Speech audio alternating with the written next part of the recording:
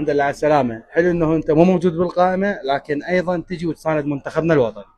أكيد. وعليكم السلام والله يسلمك ورحمة الله والديك. ما عندي شيء صراحة، دورينا خلص هسه، وقلت أنا أخلص إجازتي هنا، يعني هم بوع منتخبنا، إخوان اللاعبين يلعبون، أجواء حلوة، التنظيم حلو صراحة، فكل شيء سلس، فهذا شيء حلو أحسن ما راح.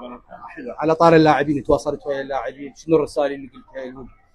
اي اكيد، دائما احنا متواصلين ونحكي يعني بيناتنا هواي، شدوا حيلكم، هاي الامور. أنا اليوم مشجع. حلو. ايش راح تسوي كمشجع اليوم؟ ايش راح تسوي على المدرب؟ محضر والله هوسه؟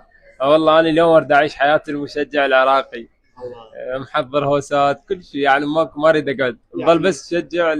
الاجواء حلوه صراحه يعني اليوم كلش. ايمن اساسي، ايمن اذا ضيع حتحكي عليه. عفوا، ميمي. ميمي.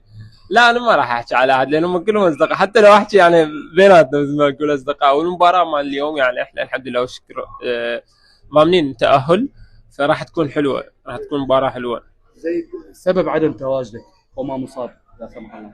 لا الحمد لله والشكر، انا ما عندي اي اصابه، بس ما قدرت لان انه البطوله خارج ايام الفيفا داي، والنادي ما قبل، وصار يعني كلام انا والمدرب بهاي الامر، وما قال اي شيء يعني الرجل، وهذا السبب.